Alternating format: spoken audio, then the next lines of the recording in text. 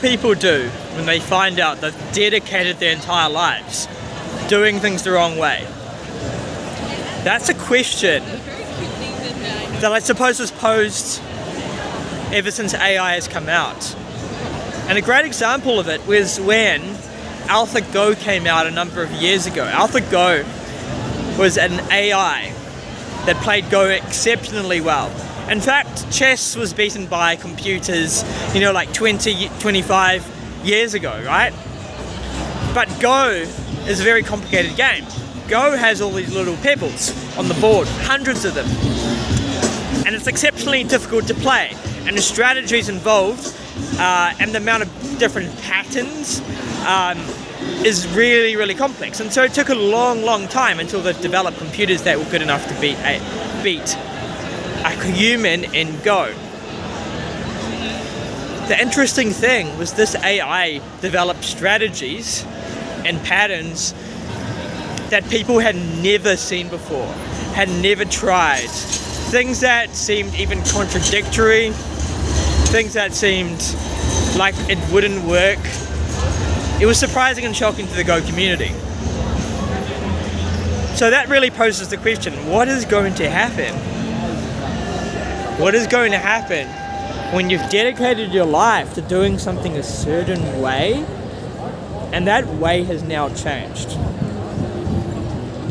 I think this is what AI poses to us. And we can look at it like a fear thing, or we can see it as an opportunity to grow spiritually. Because what is it doing? It's making us confront that we've created this ego to be achievers, to be really efficient little machines in this workforce, to make money a certain way, to feel like our value as people is derived from the way we do things based on our education, based on how good we are at doing certain things. We think our value is based on that. And we're so identified with it, we often forget it. How many times do you know the guy, or hear about the story of the dude that goes through like a midlife crisis? He goes through the midlife crisis because something happens. He loses some stability, maybe he loses his job. Boom. So what do you think is going to happen to mental health? This is what I think. I think we are in for a bit of an ego crisis. A bit of a crisis. Because people that will lose their jobs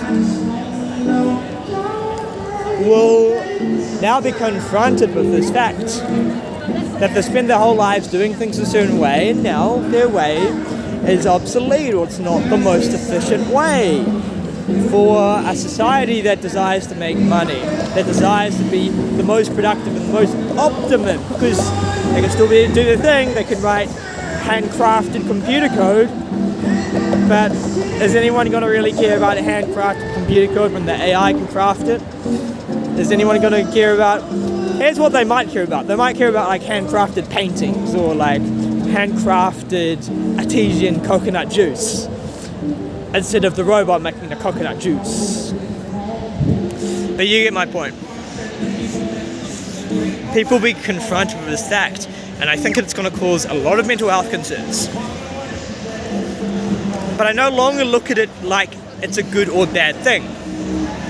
It simply is what it is. It presents a different way of life, a different way of being, and we can either move with how reality is moving to and take the opportunities that it presents, or we can cower down in fear. We can take it badly. And yes, it's going to be horrific for many, many people.